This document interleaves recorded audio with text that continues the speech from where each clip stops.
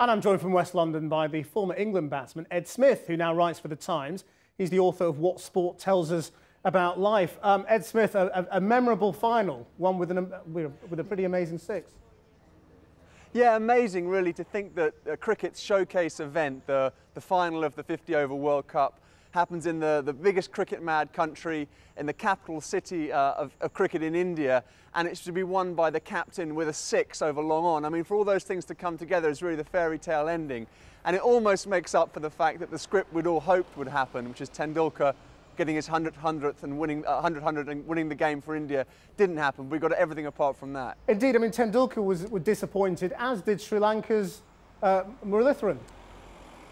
Yeah, sure, it was sort of billed as two great players meeting for the last time on the world stage, but it was almost too good to be true. And I think that the most interesting moment in the game actually was the dismissal of Tendulkar, and you saw the faces on the crowd, complete disbelief. And you got a sense that even when he doesn't fire and even when he doesn't cause victories, he still carries such a burden of hope and expectation. And I think probably listening to what the Indian players said afterwards and how they spoke about what the victory meant to them, you got the feeling that probably the baton was being passed to the next generation. After all, he's been carrying Indian hopes for 20 years now. But the most amazing game and a fantastic advertisement for cricket.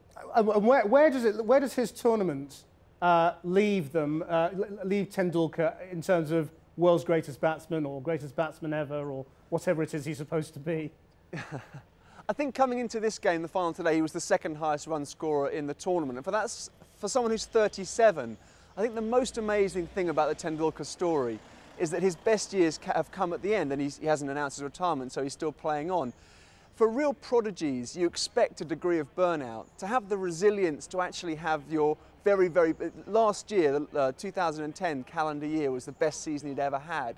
And for that to happen shows not only great physical resilience, but also unbelievable psychological and emotional resilience. And you know, what he's had to deal with in terms of celebrity and in terms of hopes and expectations, I think would have crushed many lesser men. And I think the way he's dealt with that and the dignity and the restraint he showed in everything he's done, I think was reflected in the way people spoke about him on his own team tonight. There was almost a sense of saying, okay, well, you didn't win it for us tonight, but we owe you the most enormous debt of gratitude for everything you've done for Indian cricket and for India over the last 20 years. We were just looking at pictures of the team there, and they look absolutely strung out, sort of emotionally.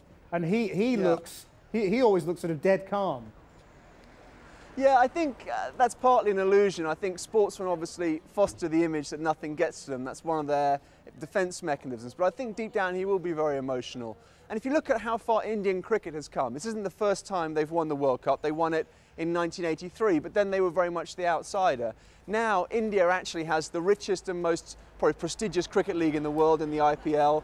It has the World Cup, and it really, this today is the final evidence that cricket's axis of power has moved once and probably for a good few generations to Mumbai. Ed Smith, many thanks very much indeed.